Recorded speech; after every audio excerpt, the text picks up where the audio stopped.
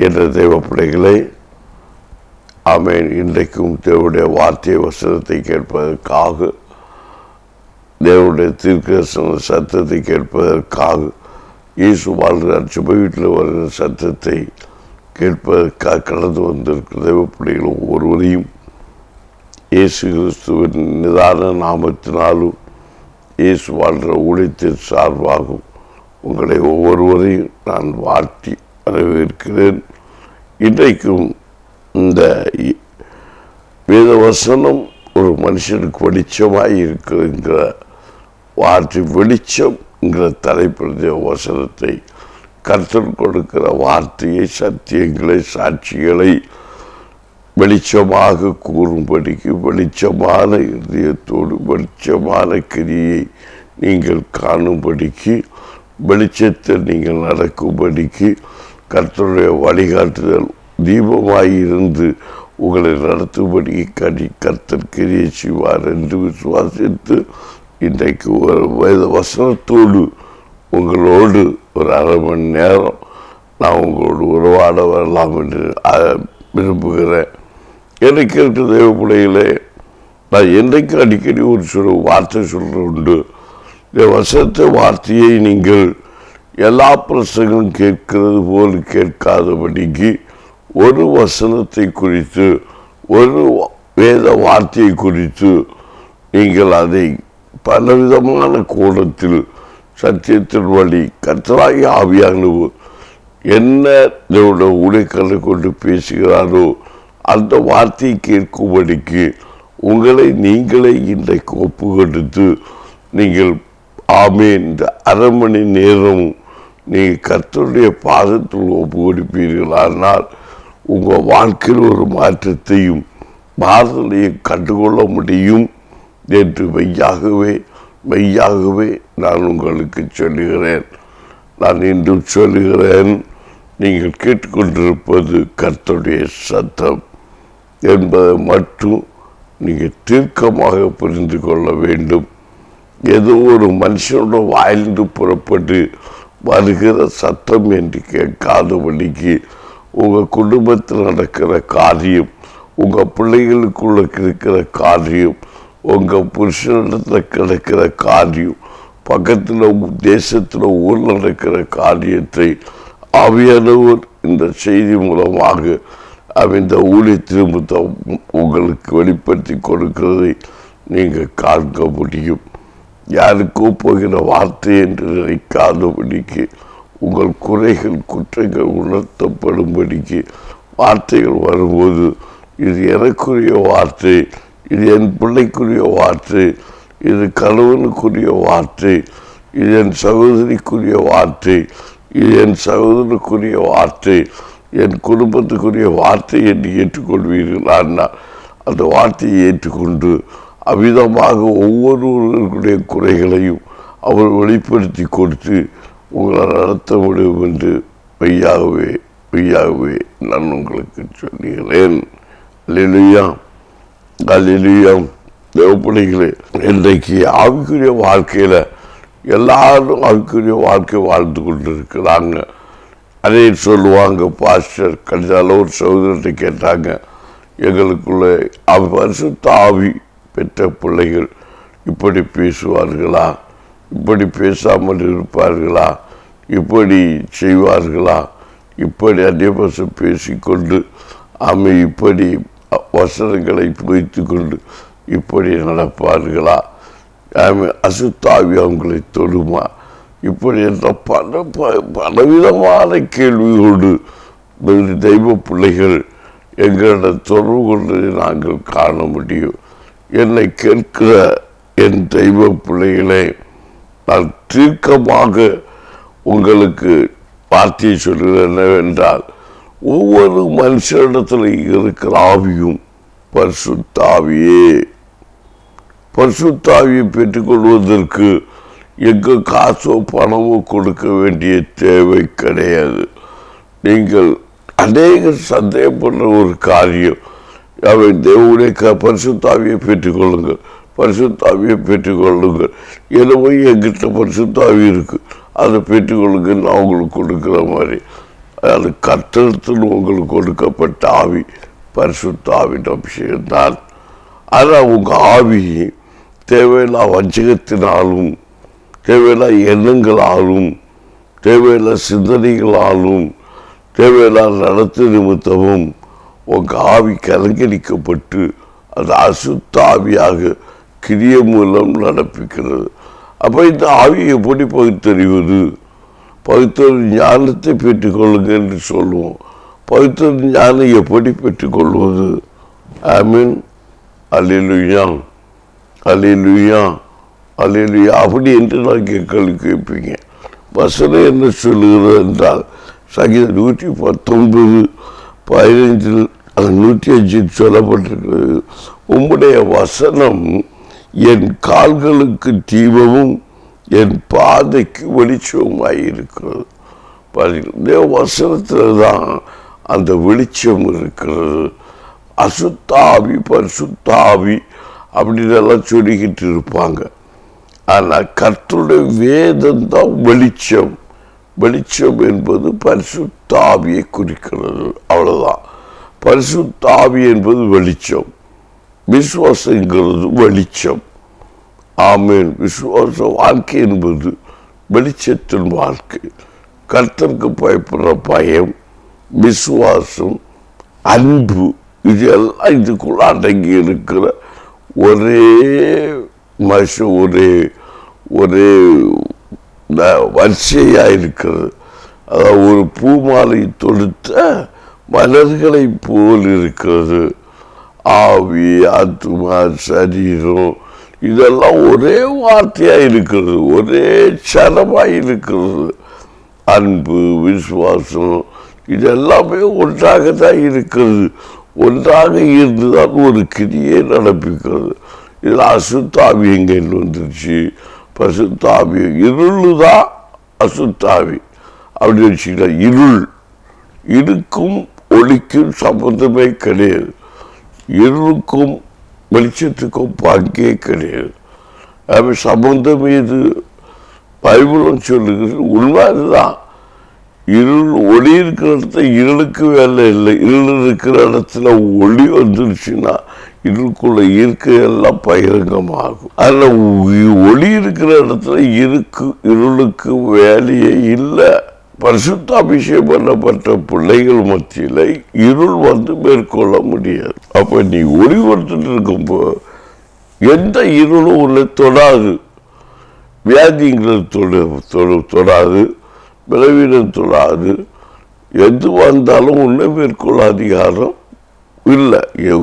ஒளி கொடுத்துக்கிட்டு இருக்குன்னா எத்தனை இருள் வந்தாலும் ஒளியை மாற்ற முடியாது. அது ஒளியாக தான் இருக்கும். எவ்வளவு இருள் அந்த ஒளியை சுழ்த்தாலும் அந்த ஒளி பிரகாசித்து தான் இருக்கும். இருள் கூட கூட ஒளி மகிமையாக பிரகாசிக்கும். ஆமேன்னு சொல்லுங்களேன். குறிப்பா ஒன்று வேண்ட ஒரு விண்மீனை பாருங்களேன். ஒரு சின்ன விண்மீன் பூச்சின்னு சொல்லுவாங்க. ஒரு சின்ன வாலில் கொஞ்சம் ஓட்டு வெளிச்சத்தை கொண்டு நடக்கும். புட்டிசல் என்று தோன்றுகிற ஒரு அது நல்லா இருட்டாச்சுன்னா ஒரு சின்ன பூச்சியாக இருந்தாலும் அதுக்குள்ள ஒரு சின்ன ஒளி போகிற ஒரு மினுங்கும். அந்த செல்லு போல ஒரு செல் அது அப்படியே மினுங்கிட்டு போகும்போது எவ்வளோ இருளாக இருந்தாலும் அந்த வெளிச்சம், அந்த பிரகாசம் அதிகமாக தான் தெரியும். அப்போ ஒளிங்கிறது இருளோடு என்று சம்பந்தப்படுறது கிடையாது. அதே மாதிரி தான் பரிசுத்தாவினா என்ன, அசுத்தாவினா என்ன, அசுத்தாவிக்கும் பரிசுத்தாவிக்கும் வித்தியாசம் என்ன, துன்மார்க்கனுக்கும் நீதிமானுக்கும் வித்தியாசம் என்ன? துன்மார்க்கனை எப்படி கண்டுபிடிக்கிறது? நல்ல மரமும் மோசமான மரமும் எப்படி கண்டுபிடிக்கிறது? கனியை கொண்டு கனினா என்ன? கிரியை கொண்டு கண்டுபிடிக்க முடியும். இப்படி சொல்லிக்கொண்டே போகலாம்.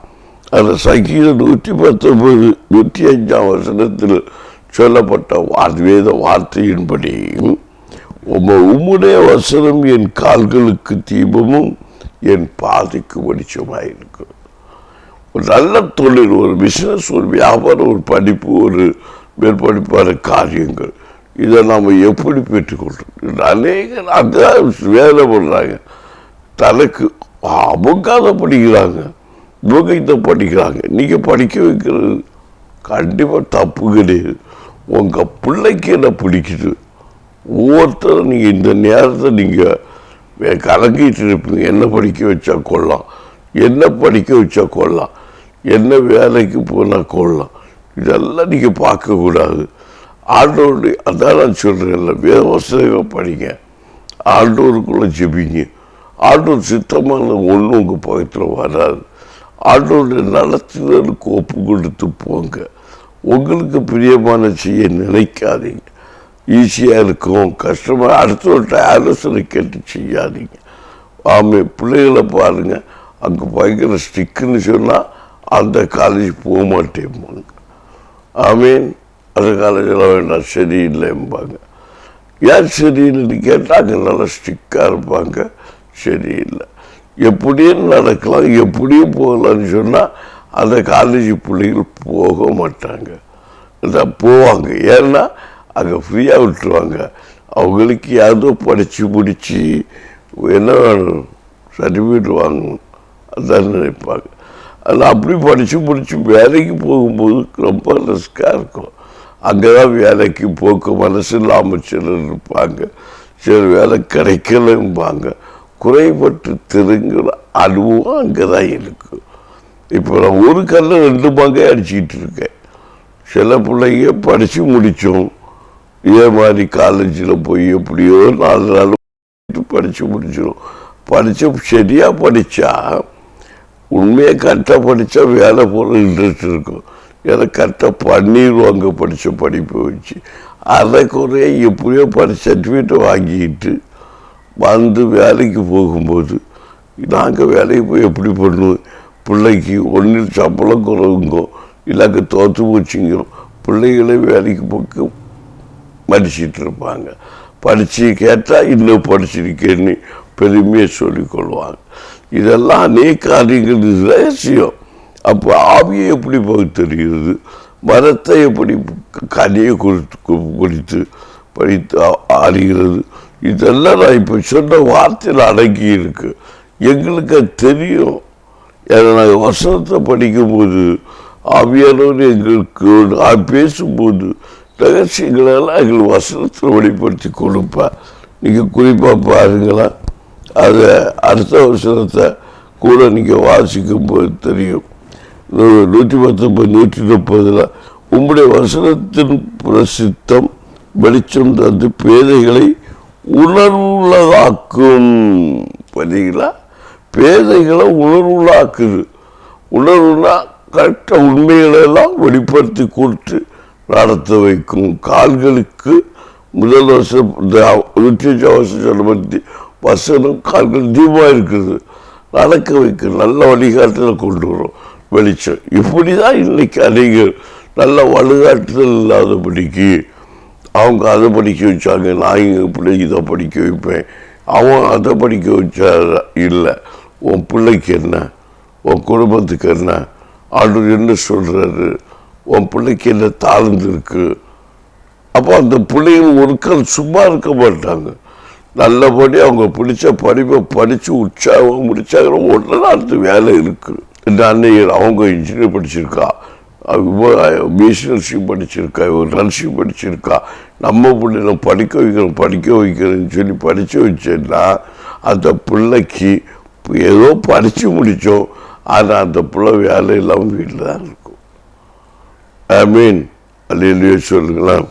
இன்னைக்கு அநேக பிள்ளைகள் இதே மாதிரி தான் படிப்பு கேட்ட வேலை இல்லை, வேலைக்கு புருஷன் விடலை. இவங்களுக்கு இன்ட்ரெஸ்ட் இருக்காது, புருஷன் வேலைக்கு விடலை. ஏன்னா அவங்க சில காரியங்கள் செய்கிறதெல்லாம் நம்ம வாழ்க்கையில் நம்ம தகப்பனும் தாயும் சரி கேட்டால் பிள்ளைகளுக்கு என்ன படிச்சுதுன்னு சொன்னால் இது படிக்க சொல்லணும், படித்து வச்சு அறிகிறதுக்காக நம்ம பிள்ளைய 4 எழுத்து படிச்சிருக்குன்னு தெரியட்டும் அப்படின்னு. ஆமேன். அது அப்படி இருக்கக்கூடாது. ஞானத்தோட பிள்ளைகளுக்கு என்ன தேவை, என்ன படிப்பு வேணும், என்ன காரியம் வேணும் புரிந்து கொண்டு படிக்க வைக்கிறார். அதே மாதிரி ஆவி எப்படி பகுத்தறிகிறது, இப்படியெல்லாம் கேள்விகள்லாம் நீ கேட்டிருப்பீங்க. அந்நிய வருஷம் பேசுகிறாங்க, அப்போ அந்த வாயினால் கெட்ட பேசுகிறாங்க, துதிக்கிறாங்க, அப்புறம் பொய் சொல்கிறாங்க, பேசினா பேச மாட்டேங்கிறாங்க, திமிரா பேசுகிறாங்க. இதெல்லாம் ஒரு பரிசுத்த அபிஷேகம் பண்ணப்பட்ட பிள்ளைகிட்டே இருக்குமா? கண்டிப்பாக இருக்கவே இருக்காது. கோபப்படுறாங்க, கண்டிப்பாக கோபம் இருக்கும், அதுவும் ஒரு நிமிஷம் தான் இருக்கும். ஒரு நிமிஷம்னா என்ன? வசனம் சொல்லுது, கோபம் பரிசுத்தாபிஷேகம் பண்ணப்பட்ட பிள்ளைகள் கோபம் கொள்ளாமல் போவது கூடாத காரியம், அதுவும் வசனம் சொல்லு. அதில் கோபம் ஒரு நிமிஷம், தயவோ நீடிய பொறுமை, தயவு. ஆமீன், வசனம் சொல்லு. அப்போ கோபம் இங்கே பட்டாலும் பாவம் செய்யாதிருங்கள், வசனம் சொல்லு. அப்போ நம்முடைய வாழ்க்கையில் வேதம் வெளிச்சம் என்பது, வேதத்துக்குள்ள இந்த வசனம் இதெல்லாம் வேதம் தான். வசனத்தை நான் இப்போ சொன்னேன். நம் வேத வசனத்துக்கு மாறான ஒரு காரியம் உங்களை போதிக்கவோ உங்களை நடத்துக்கவோ இல்லை. அந்நிய பாஷை பேசுகிறவங்கள பரிசுத்தவான் ஆகிட முடியாது, உழைக்கர் ஆகிட முடியாது. இல்லை நான் அர்த்த வசனத்தை பொதிச்சோன்னா பிரசங்கியாரோ போதகரோ ஆகிட முடியாது. போதகிறவன் போதகத்தில் படி நடக்க கடவன், பிரசங்கத்தை கேட்கிறவன் கேட்கும்படி கைக்கொண்டு நடக்க கடவன். அப்போ பிரசங்கித்த வார்த்தை சொன்ன வெளிப்பாடு அங்கே நிற்கும். பேசும்படி நடந்தால் அங்கே கிரிய நடக்கும். அது போதிக்கிறவன் நடக்கும், பிரசங்கத்தின்படி நடக்கும். இயேசு கிறிஸ்து போதித்தார், போதகராக இருந்தார், ஆனால் போதகர் மாதிரி நடந்து காட்டினார். அதே மாதிரி தீர்க்கதரிசன நிறைவேற அவருடைய வாழ்க்கையில் அவ்வளோ ஊழியம் நிறைவேறிட்டு ஆண்டவராகிய வசனம் வார்த்தைகள். அப்போ கேட்கிற நீங்களும் அதான் வேத வசனம். அப்போ நீங்கள் நினைச்சு கேட்க நீங்கள் என்ன செய்யணும்? நீங்கள் அதுபடி நடக்கணும், போதிக்கிறபடி இருக்கணும். அப்போ கிரியாக்கு இடையில கிரியை செய்யும். எப்படி செய்யும்? வேதம் இருபுறம் கருக்குள்ள பட்டயமாக நிற்கும். அது ஒரு பட்டயமாக நிற்கும், இங்கே இருக்கும், இங்கேயே இருக்கும், உருவக்குத்துறதாக இருக்கும். ஆமேன். அப்போ போதிக்கிறவர்களுக்கு கை பிரயாசம் கரெக்டாக இருக்கும்.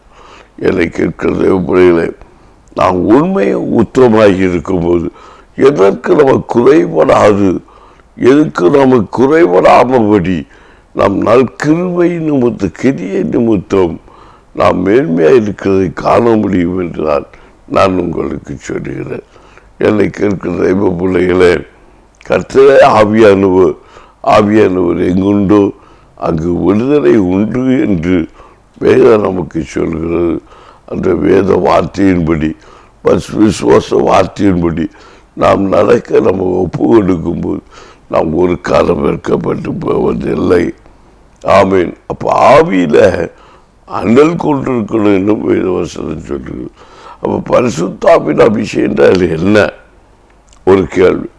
பரிசுத்த அபிஷேகம் பண்ணப்பட்ட ஆமை பிள்ளைகள் எப்போதும் மகிமையாக இருப்பாங்க, சந்தோஷமாக இருப்பாங்க, அன்பு உள்ளவர்களாக இருப்பாங்க, அன்பு பகிர்ந்து கொடுக்கிறவர்களாக இருப்பாங்க, அன்பு கொடிமுறை இருக்காது. ஆமீன். கிரியையில் அதை குறித்து காண முடியும். ஆமீன். கிரியை எப்படி காண்பது அப்படின்னு நீ பார்க்குதா? நம்ம இந்த வருஷம் நம்முடைய உம்முடைய வசனத்தில் பிரசித்தம் வெளிச்சம் பேதைகளை உணர்வலாக்கும். அப்போ எந்த பேதைகளையும் பிரகாசிக்கப்படுகிற ஒரு வல்லமை பரிசுத்தாபிஷேகம் பண்ணப்பட்ட பிள்ளைகளுக்கு உண்டு. ஏன்னா அவங்க சரியாக தான் நடத்துவாங்க. பரிசுத்தாபிஷேகம் பண்ணப்பட்ட பிள்ளைகள் பேதைகளை ஞானியாக்குவார்கள். ஆமேன். துன்மார்க்க கிரியைகள் அழிஞ்சு போகும் என்றும் நீதிமானுடைய கிரியைகள் மேன்மையாக்கும் என்றும் வேதம் சொல்லுகிறது. அந்த வார்த்தையின்படி தான் நான் உங்களுக்கு போதிக்கிறேன். என்னை கேட்கிற தெய்வ பிள்ளைகளே, பரிசுத்த ஆவியான ஒரு மனுஷனுக்குள் வரும்போது சகல ஜாதிகளுக்குள்ளும் சகல ஜனத்துக்குள்ளும் அவன் சாட்சியாக இருப்பான் என்றுதான் நமக்கு வேதம் சொல்லுகிறது. ஆமீன். அல்லேலூயா. அப்போ சில கஞ்சலில் பார்த்து நினைக்கிறேன். ஆமீன். ரோமர் 8:16 சொல்லப்பட்ட வார்த்தையின்படி நாம் தேவனுடைய பிள்ளைகளாக இருக்கிறோம் என்று ஆவியானவர்களாலே நம்முடைய ஆவியுடனே கூட சாட்சி கொடுக்கிறார். அதான் ஆவி, பரிசுத்த ஆவியானவர் இயேசு கிறிஸ்து நமக்கு சாட்சி கொடுக்கிறார். அவர் நமக்கு சாட்சியை வாழ்ந்தார், சாட்சியை காட்டினார், சாட்சி கொடுக்கிறதா இருக்கிறார். அவருடைய சாட்சி நாம் கை கொண்டு இருக்கிறபடியால் அவருடைய ஆவியையும் நாம் கொண்டிருக்கிறோம். அவருடைய ஆவியை நாம் கொண்டிருக்கிறபடியால் நம்முடைய வாழ்க்கையில நாம் ஒளியா இருக்கிறோம், நாம் வெளிச்சமாய் இருக்கிறோம். நம்முடைய வெளிச்சம் உங்களிடத்தில் பிரகாசிக்கணும். இப்ப டிவியில நான் ஒளி கொடுக்கிறதா இருக்கிறேன், வசனத்தை வெளிச்சமாய் பிரசங்கித்துக் கொண்டிருக்கிறேன். இந்த வசன ஒளிகிற பிரசங்க வார்த்தை உங்களுக்குள்ளே ஊடுருவி வரும்போது அது உங்களை குறைகளை, உங்களை குற்றங்களை உணர்த்துகிறதா இருந்தால் அந்த வேத வார்த்தை, அந்த வசனம் உங்களுக்கு வெளிச்சமாய் இருக்கிறது. உங்க குறைய வெளிப்படுத்த இருக்கணும், அதான் வெளிச்சம். உங்க குற்றங்களை வெளிப்படுத்த இருக்கணும், அதான் வெளிச்சம். வெளிச்சம்னா அதான் இருளுக்குள்ள இருக்கிற வெளியலங்கமாக்குவது. அது வசனம் சொல்கிறது, எல்லாவற்றையும் வெளியலங்க கோலமாக்கி வெற்றி சிறந்த மகத்துவம் உள்ள தெய்வம் தான் நம்முடைய இயேசு.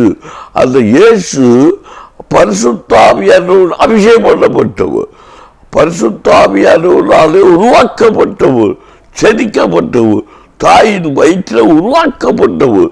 அவர்தான் தேவனுடைய குமாரன், அவர்தான் தேவனாகிய தேவ குமாரன் என்று நமக்கு கொடுக்கப்பட்டார். அது ஒரு தீர்க்க தரிசனம் நிறைவேறத்தக்கா இந்த உலகத்தின் மெசியாவாக இரட்சகராக அவர் நமக்கு வந்தார். அவரை தான் நம்ம என்ன செஞ்சிருக்கிறோம், இயேசு என்று நாம் கரம் பிடித்திருக்கிறோம். அவர்கள் ஒரு காலம் வைக்கப்பட்டு போவதில்லை.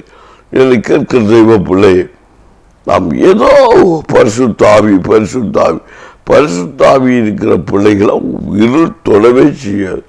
அப்ப அதாவது வியாதியை கிட்ட வராது. என்ன பாஸ்டர், அப்ப நீங்க விளைவிடப்பட்டிருக்கு, கண்டிப்பா வந்தால் அது மேற்கொள்வதில்லை. வராது என்று சொல்வது அது நம்மளை மேற்கொள்ளாதிகாரம் கிடையாது. ஏன்னா நீ இந்த பலவீனமா என்ன, நீ ஒன்றும் செய்ய முடியாது, நீ போப்பா, பயப்பட மாட்டான். அதுதான் விஷயம்.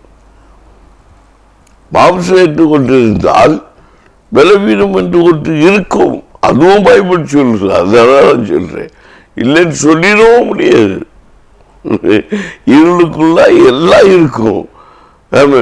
அதான் பரவராஜ்யம் வீசி எறிகிற வலைக்கோப்பாக இருக்க கர்த்தராகிய இயேசு நமக்கு போதித்தார். பரவராஜ்யம் வீசி எறிகிற வலைக்குள்ள வலையா இருக்குது. அந்த வலையை கடலாம் வீச முடியும், கரையில வீச முடியாது. கரையில வீசினா என்ன கிடைக்கும், பெருசாலி கிடைக்கும். இல்லை அது ஆந்த சப்பு சவுறு ஒரு மாதிரிப்பட்ட கிரியைகள், பாம்பு பள்ளி பாய்ச்சி அரணம் வந்தா இந்த மாதிரி ஜீவன் ஐட்டம் தான் கிடைக்கும்.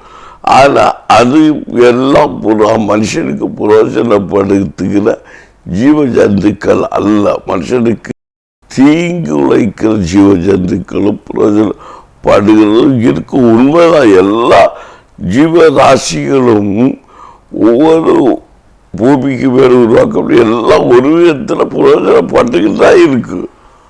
அவன் அதே சரிங்களா, என்ன இந்த ஆள் கொஞ்சம் வித்தியாசமாக பேசலாம். பாருங்க, பெருசாலி பொந்து இருக்குது, அது கொஞ்ச நாள் உட்காந்துக்குது. அதுக்கப்புறம் அதை திங்கிறதுக்கு நம்ம பாம்பு சர்ப்பாக போகிறாரு. அவரு உள்ள பொறுத்த போய் பார்க்கிறாரு. அவரு உள்ள போய் பார்க்காங்க. உள்ள இருக்கும்போது நம்ம ஐயா இருக்கிறாரு. யாரு? எலியா இருக்காரு.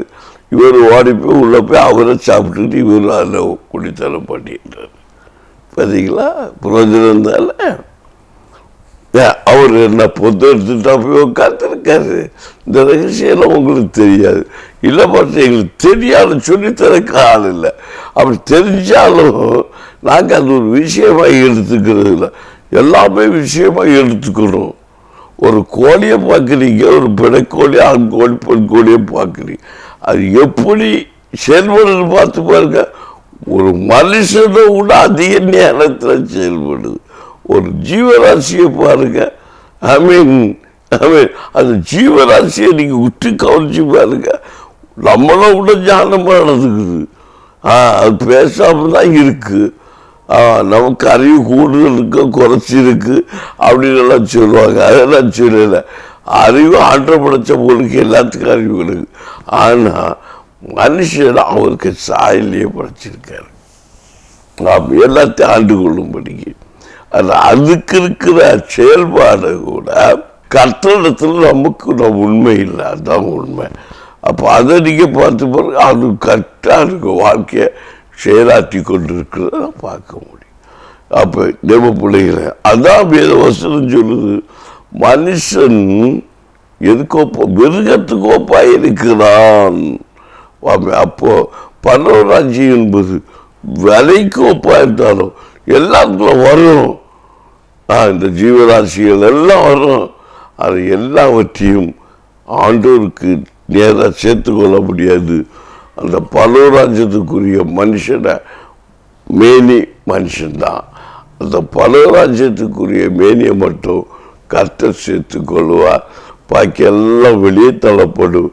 இது ஆவியானவருடைய வெளிச்சம் என்பதை நாங்கள் சொல்லிக்கொண்டு நாளை திருத்த வெளிச்சத்தை காணும்படிக்கு வாருங்க. ஜோத்தோடு இருங்க. கற்றுக்கிறிச்சுவா. இன்றைக்கு இந்த நாளில் நேரம் முடிவடைகிறது. நாம் அதனால் செபிப்போமா? கண்களை போனீங்க, பாரத்தோடு செபிங்க, என்னோடு சேர்ந்து செபிங்க. நிச்சயமாக நீங்கள் ஞான நன்மைகள் ஆசிரியத்தை புறப்படிங்க. உங்கள் பிள்ளைகளை எப்படி நடத்துறங்கிறது வசனத்தை படிங்க. வேத வாக்கியத்தை கற்றுக்கொள்ளுங்க. ஞானத்தை வாடி கூப்பிடுங்க. ஏற்றுக்கொள்ளுங்க. கற்றுக்கிறேன். ஜெயிப்போமா? ஜெயிப்போம். அன்பு பல்லக்க தகப்பனே, உம்மை நோக்கி கோப்படுகிறேன். பரிசுத்த ஆவியனை இன்றைக்கு நீ திருவளம் பற்ற வேண்டும் ஜெபிக்கிறேன். இந்த சத்தம் எந்தெந்த இல்லங்களில், எந்தெந்த அறைகளில், எந்தெந்த வீடுகளில், எந்தெந்த கடைகளில், எந்தெந்த பகுதியில் இந்த சத்தம் தொனித்து கொண்டு இருக்கிறதோ, எந்தெந்த வியாபார ஸ்தலங்களில் இந்த சத்தம் தொனித்து கொண்டு இருக்கிறதோ, ஒவ்வொரு இடத்திலும் இருக்கிற தீங்கான கிரியைகள், தீங்கான காரியங்கள், குடும்பங்கள் தீங்கான கிரியைகள் எல்லாம் வெளியேறி போகும்படிக்காக கர்த்தருடைய மகிமையான வல்லமை ஒவ்வொரு இல்லங்களிலும் ஒவ்வொரு பகுதிகளிலும் இறங்கி வருவதாக, வியாபாரத்துக்கு உதவமாய், கடைகளுக்கு உதவமாய், வியாபாரங்களுக்கு உதவமாய், கையில் பிரயாசங்களுக்கு உதவமாய், குடும்ப ஆசீர்வாதத்துக்கு உதவமாய், சமாதானத்துக்கு உதவமாய், சந்தோஷத்துக்கு உதவமாய் போராடுகிற எல்லா பொல்லாத கிரியைகளும் இயேசுவின் நாமத்தில் கட்டி அப்புறப்படுத்துகிறேன். கர்த்தருடைய கிரியை வெளிப்படுவதாக. இயேசுவின் நாமத்தில் அற்புதம் நடக்கட்டும். இயேசுவின் நாமத்தில் விடுதலை உண்டாகட்டும். இயேசுவின் நாமத்தில் பொல்லாத கிரியைகள் அழிக்கப்படட்டும். இயேசுவின் நாமத்தில் மதவாத கிரியைகள் அழிக்கப்படட்டும். இயேசுவின் நாமத்தில் வியாபாரத்துக்கு, தொழிலுக்கு, குடும்பத்துக்கு உதவமாய் இருக்கிற எல்லா பொறாமையின் ஆவிகளும், எல்லா பொறாமையின் கிரிகளும் இயேசுவின் நாமத்தில் அழிக்கப்படுவதாக. நல்ல வியாபாரங்கள், நல்ல வியாபார ஸ்தலங்கள் மகிமையை பிரகாசிக்க பரலோக தகப்பன் இரக்கம் செய்வீராக. வியாபாரத்துக்கு உதவமாக போராட கிரியை, அந்நிய வல்லமை நுகங்கள், மனுஷனுடைய பொறாமை எரிச்சல், வன்கண்ணின் ஆவிகள், துரைத்ததுக்கு அதிகாரங்கள் கிரியை இயேசுவின் நாமத்தில் வெளியேறி போவதாக. இயேசுவின் நாமத்தில் வெளியேறி போகட்டும். ஆண்டவரே, எங்க பிள்ளைகள் கலக்கத்தோடு இருக்கிறாங்க, விடுதலைக்காக காத்திருக்கிறாங்க, படுக்கையில் இருக்கிறாங்க, எலும்பு உண்டாதபடி நாற்காலியில் இருக்கிறாங்க, சேரில் உட்கார்ந்து கொண்டு இருக்கிறாங்க. எழும்பி நடக்கணுமே, இயேசுவின் நாமத்தில் எழும்பி நடப்பார்களாக. இயேசுவின் நாமத்தில் எழுப்பி நடப்பார்களாக. மனுஷனுடைய சூழ்ச்சிகள் தகர்க்கப்படுவதாக. வீணான கேசுகள் வஞ்சிக்கிற ஆவியும் அனுசரிப்பு கிளி எரிந்த நாசமாகி போவதாக. இயேசுவின் நாமத்தில் ஒரு ரட்சிப்பு பிள்ளைகளுக்கு உண்டாவதாக. கர்த்தருடைய மகிமையின் ஜனத்துக்கு முன்பாய் நடக்கும்படி கிரியை செய்வீராக. இயேசுவின் நாமத்தில் பலப்படுத்து கிருபைகளும் நன்மையாய் நிரப்பு. கிரியை செய்வீராக. நீர் கிரியை செய்யாமல் ஒன்றுமே என் பிள்ளைகளுக்கு நடக்காது. நீர் சொல்லாகும், நீர் கற்ற நிற்கும் என்று வேதம் சொல்லுகிறது. அந்த வார்த்தையின்படி, அந்த வசனத்தின்படி கர்த்தராகிய தெய்வ தூதல் கட்டளையிடுகிறேன். இந்த சத்தம் தொனிக்கிற ஒவ்வொரு இல்லங்களிலும், வியாபார ஸ்தலங்களிலும், கடைகளில் போற ஐஷா நடக்க கிரியலுக்கும் கட்டளையிடுங்க. தூதல் இறங்கி கிரியை செய்வார்களாக. இந்த நேரத்தில் அற்புதம் நடக்கட்டும். பலப்படுத்தும் நல்ல பிதாவே. ஆமென், ஆமென். நன்றி தேவ பிள்ளைகளே. நாளை தினத்தில் வாங்க, வசனத்தை கேட்போம், ஜெபிப்போம், அற்புதத்தை பெற்றுக்கொள். தொடர்ந்து கர்த்தர் கிரியை செய்வதாக. ஆமென்.